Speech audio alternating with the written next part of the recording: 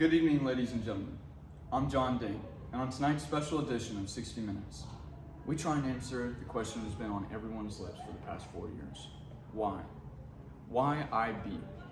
Here at Spruce Creek High School, we've assorted a list of tremendous talent and diversity within the school population. Teachers, students, jackwagons, all in the purpose of answering this question. Please enjoy our special edition of 60 Minutes tonight. Which teacher is most likely to survive on a deserted island? Ooh. I feel like Mr. Taylor, because he's pretty scrappy. He'd probably bring Jaguar with him. They'd survive. Physically, Platt. Maybe Roll, like psychologically. I feel like he's used to being alone. Do you consider yourself to be Mr. Roll's friend? Yeah, absolutely. We hug it out all the time. Mr. Platt, I've seen him battle catfish and get scratched up. What about him just scream survivor? He just screams like, ah! He just screams. Really? Me? Why? Why? Because I would be able to be one with the environment. I could sustainably fish. I would figure out, the best sustainable agricultural methods on the island, harvest just enough to survive, start a thriving colony. Who in the IB senior class is most likely to become an international criminal wanted from the law? International. What do we know that's a criminal? Wilson. Now Wilson, I feel like he runs an international drug cartel. I've been thinking this for the past 3 years, and I don't know. I've been just he's a quiet kid. I've talked to him sometimes. I've known him since middle school. But I feel like he low key runs some stuff. A little kingpin underneath. Because there's two ways of looking at it. There can be someone who's like really good with money and gets in trouble that way, or just someone just running from the police at all times. And someone like a Rishi could be finagle with the money and be like a catch me if you can kind of guy. He would impersonate someone Yes, online, and he would catfish. Yes. But to an illegal extent. Or steal here somebody's was- identity for sure. Which teacher would win in a deathmatch knockout fight against all the others? Me. I'm gonna go with Mr. Taylor, and I'm gonna say he's gonna start off sober, but then all of the above. Performance would be taken out rather quickly. Okay. Same thing with Mrs. Duncan, but something tells me that Mr. Dufford has experienced a lot worse than what any of the other teachers has wrong. I think Mr. Dufford would end up winning that one.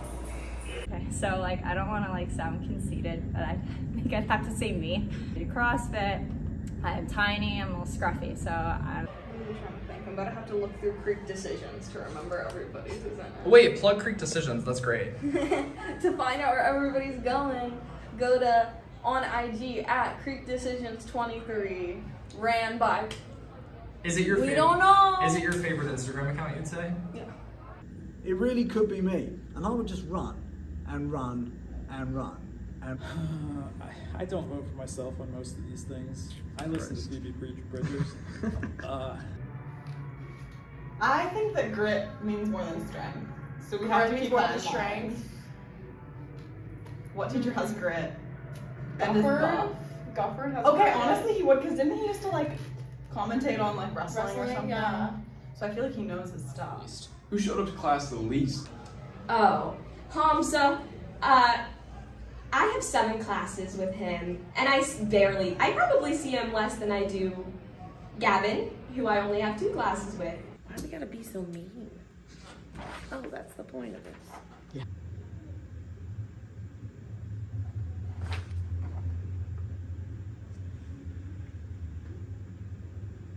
I still don't think I could probably pick Renzo out from lineup if I had to. Tammy, Hamza, Carol. Yeah. if it was a Harper test day, Salem. If it was a Davies test day, Salem. First period, Salem's never there. Hamza's just never there, period. It doesn't matter if it's a test day or not, he's just never here. Maybe after lunch or in Taylor's class you'll see him, but that's about it. Hamza, definitely.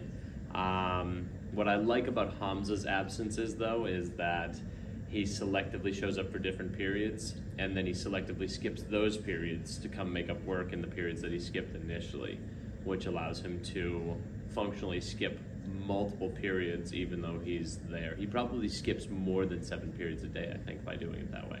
Salem, Nikki,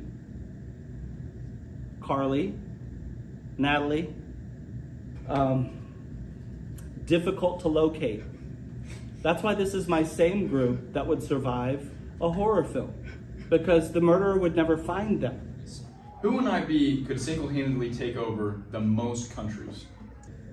Again, me. I have enough pent-up rage about the state of the environment that it would carry me through. Connor Berry, because he's a football player. I could see him he's definitely competitive, and I could see him wanting to, control a lot of countries. Oh, is that a question? Me. Who else could take over more countries? I mean, Rishi would change the politics and be able to do it that way, but I think if I just walk into a country, they'll be like, okay, he is our new leader. Rishi. He's just a conqueror. I mean, Australia, I'll just tame all the animals there and then we'll take over together. Ooh, Erin Engel. Why so? Because she's smarter than a Russian chess master, and don't let the hair and the freckles and the cute little laughs fool you. She's probably already masterminded a number of major heists. That's true. Rishi. And why? He just has the willpower to not stop. What country would he start with? Probably England. Speaking of taking over countries, I was looking at your planner there. What does it say there? Oh, on this date, the 31st? 31st of? Of June. What are you going to be doing that day, sir? Invade Poland. Why so? Who's the most out-of-pocket person in our class this year? So some of these slangy things, do you want to contextualize out of pocket for old people? Out of pocket for an old geezer like yourself, I would say, is someone who they're out of line sometimes. They just say some stuff that is so, not that it's necessarily wrong, but it should have been cooked for a little bit longer before released. Becca! Rishi Patel. I would like to say that Rishi Patel has said some vile things. I'm not going to go into too much context, but there was an instance where he said something to a girl and ended up getting spit on. Julia Rambless. What was so out of pocket about her? Her commentary in class. She always knows what to say. Rishi Patel. That's my answer for every pass. If you were forced to live with 3 IB seniors this week, who would they be and why? God, no. No. No. Shudder. All right, I'm gonna go with Kirsten Morris, Mika Lazy, and Lauren B, because I feel like it would just be laughs and fun and doing something silly all the time. Oh, Ellington Felty, because I really want to know what's going on in his head.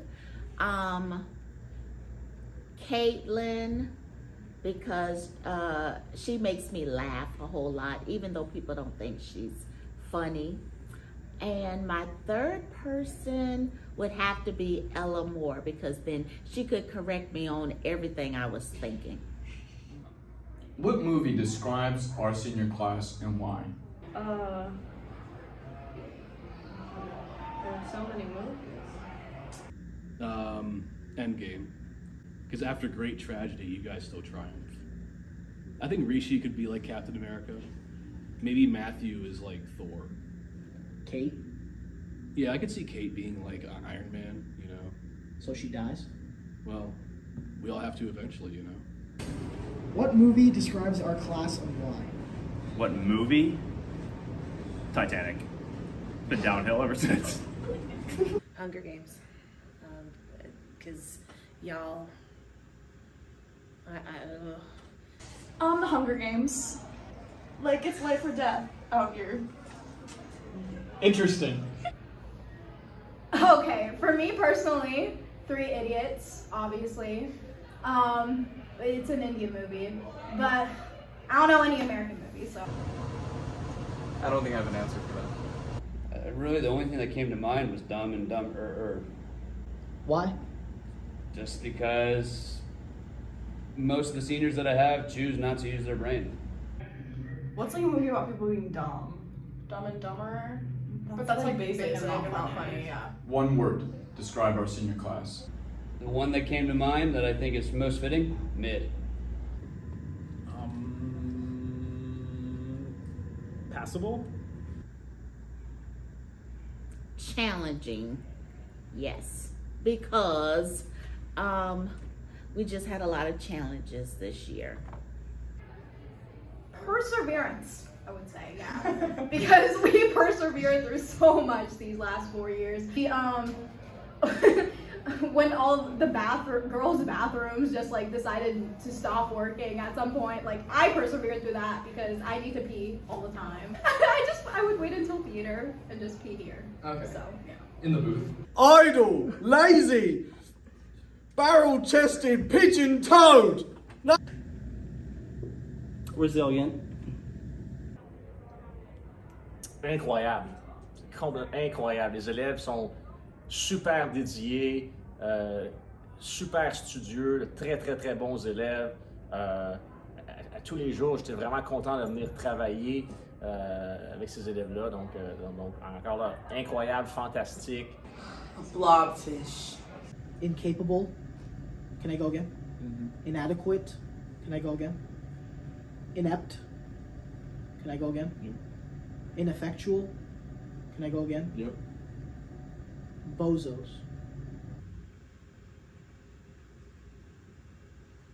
Salty. Great answer. If you had to describe our class with an animal, what would it be and why? Monkey. I love monkeys, and as I said earlier in the Mr. Taylor analogy, it just makes sense. We're just monkeying around, monkey business. I mean, we've had a record number of students that haven't turned in their CAS. I mean, somebody's monkeying around eating bananas or something in a tree or something. I don't know what's going on. I have turned in my CAS, mind you. Other people haven't. I don't know what's going on. Sloth. Definitely sloths. A sloth. What is your favorite moment involving all the IB seniors? The question, the interrogations of Megadeth at the end of the semester, that didn't... I repress traumatic memories, so His face. That's fine. Yeah. What was the question? What was the most memorable part of this IB class? Nothing. Next. My favorite moment was at Rose Bay when everyone got yelled at by Miss Chapman, and she's always yelling at people every single year, so I can't even narrow it down to a certain year. But I don't know that it is super memorable. I think this class of 2021 is one of my favorites. I would have to say the cricket set, because it really demonstrated like sense of humor and like this time when like I think a lot of us needed to laugh and just have fun and joke. And it just created like this levity that in nonsense that I think is really important to find that balance. Well, the dreaded hunt for the couch will always go down in my memory. Could you give us a little bit background on this? The background on that is Christopher Zablo stole a couch from Kerry Capiello's office and then proceeded to frame myself and a couple of other students. But finding the couch was a glorious moment, and returning it to its rightful place and making sure that there was a couch continued to be in Capiello's room where seniors can go and sit down and cry was good. It felt rewarding to do that. What was your craziest class period? Like, this year, let's see, I have to go through all of them. So I have Mr. Davies, and his 4th period class is split into 2 sides.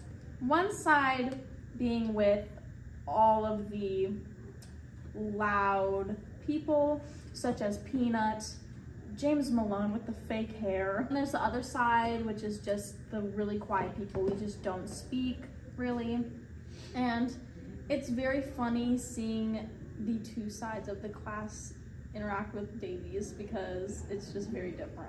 And the back row was Melissa, Connor Ryan, Nick, Starla, and then James Monroe.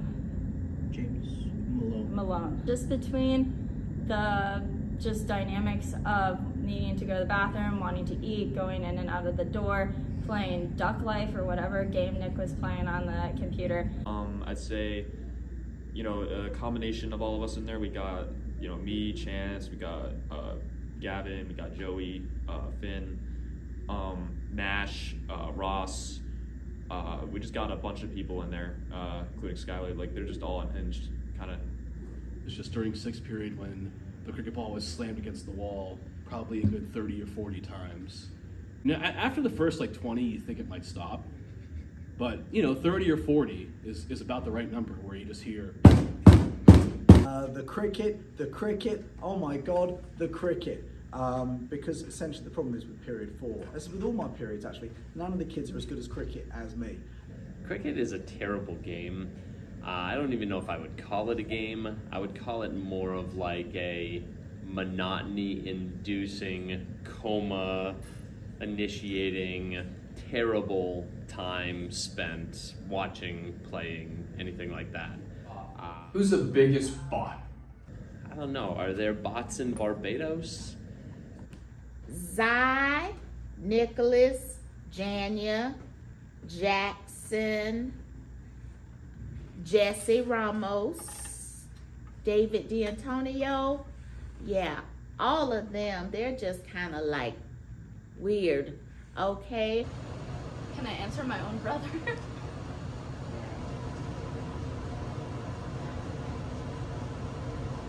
I don't have an answer for that. The only thing I could think of was just kind of robotic, but at times Mr. Roll, I kind of wonder if he's really there.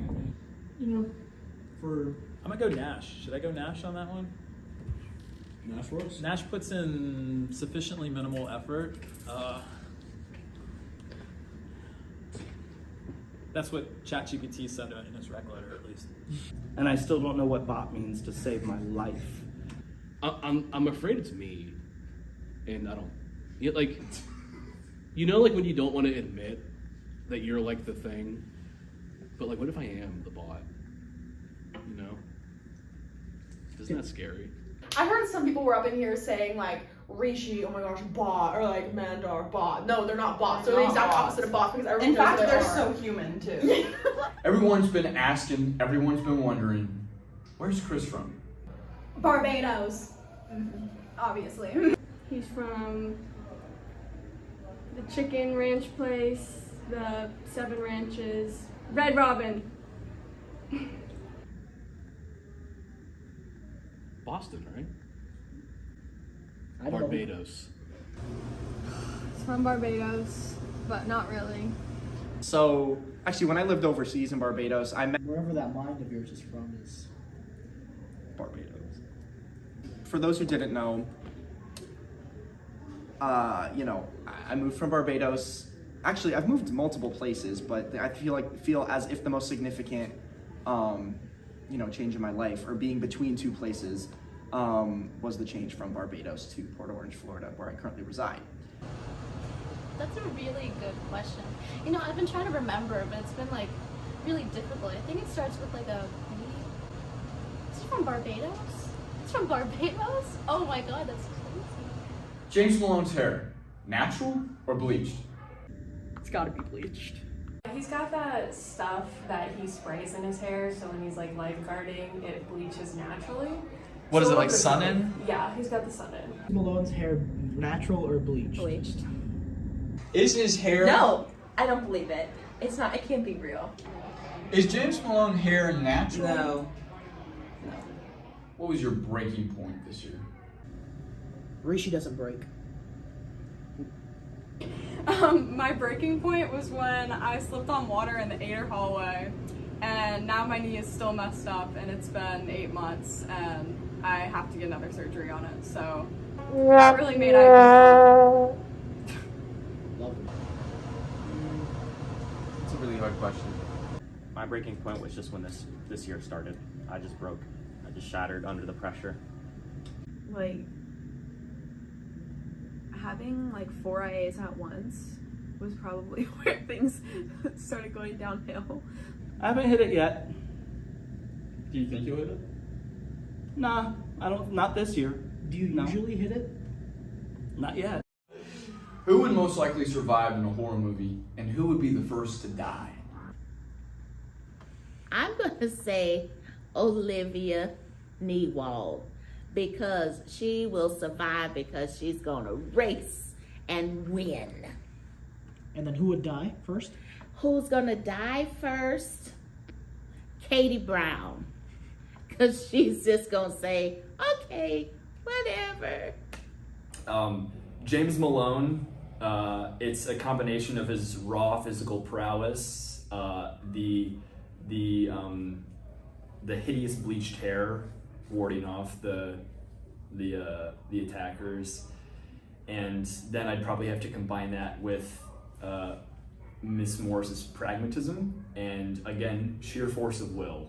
That woman could run through a brick wall if she really wanted to, and I think that her and James are really not to be messed with in that position. I'd say Pranav Srikanth would die first because he'd probably give himself up realistically in hopes that the guy would let him go. Loki to die first, probably me. Lauren Martin. I think Mrs. Martin, she would do she would probably intimidate all of the evil people and they would not dare to kill her. Who would be the first to die? David Martin. Becca Bramlett. What about Rebecca Bramlett makes her a horror movie survivor? She's the final girl, period. I mean, look at her. The final Just girl everything about her. in the final senior class. In the last senior class, the last girl standing. The most likely to survive is me. And the most likely to die is Gavin Dane. I don't like horror movies. They scare me. So you die first? Yeah. Actually, no. Yeah. Most likely to survive would probably be Connor Kress, because I think he would just enter a beast mode and just like not really care about anybody or anything. Least likely to survive, Sydney Dupree. Yeah, I think she would die first, no doubt, really. Who in our class would be the best president? I mean, Gavin talks the talk of a president. Oftentimes, as he starts talking, there's zero substance behind it, which is very presidential. He has other people do all his work for him. Very presidential. I may or may have not been threatened to say this. Rishi Patel. I'm scared of him. I feel like that says a lot. Fear does work, especially at Spruce Creek High School. So I would say Rishi only because I feel like as is, he holds a lot of power. Probably shouldn't, but don't know how he got it, if I'm being honest. Yeah, let's say, I'm gonna say Ella Moore on that. She might get walked over a little bit, but ultimately I think she'd get the job done. Matthew. Because it's Matthew.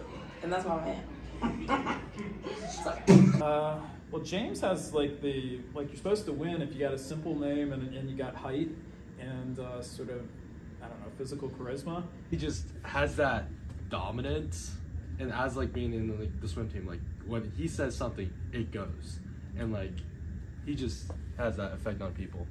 Right into What about Connor? I feel like Connor fits all of those He hasn't profiles. figured out his hairstyle yet. Mandar seems to have acquired a Slavish kind of devotion from people, so I would say, Mandar's probably going to lead people at some point. Can understand. Speaking of Mandar, what do you think of the rise of Dar? I think it was inevitable. Chandler's a really nice guy. He's really solid. chill.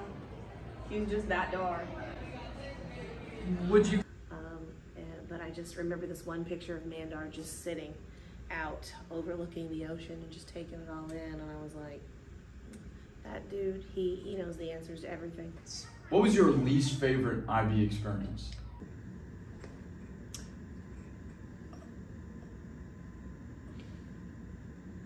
Fusha Online. By far. I mean, that was a miserable experience. Most unpleasant. I don't know.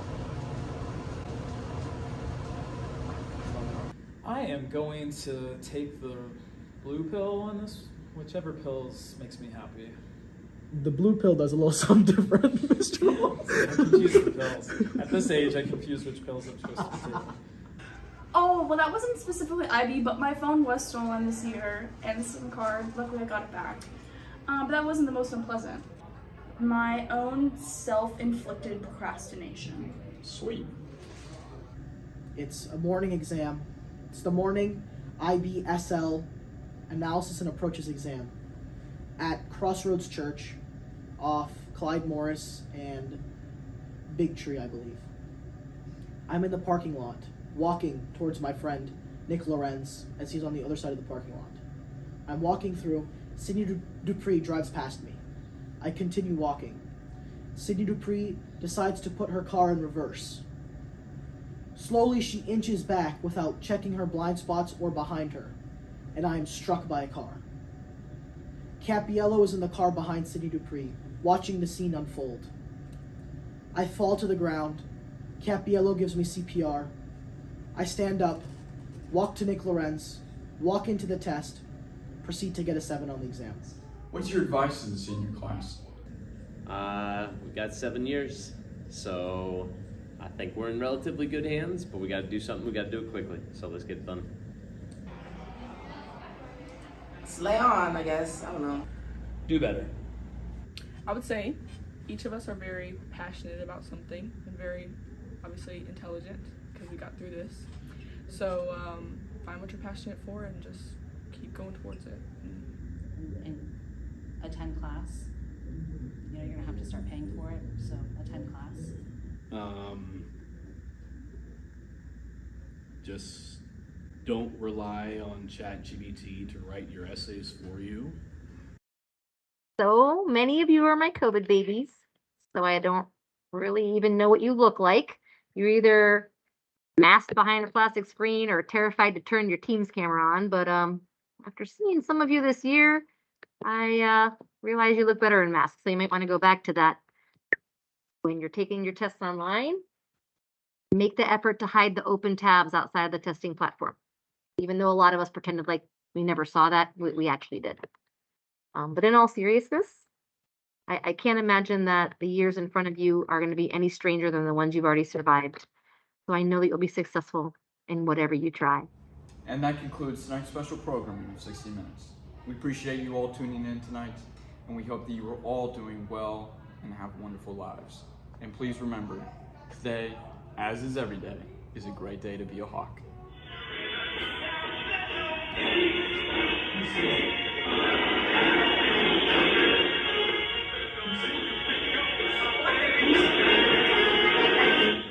Get this, what are you doing? This is all being recorded. This is all being recorded, don't you worry. Who says this?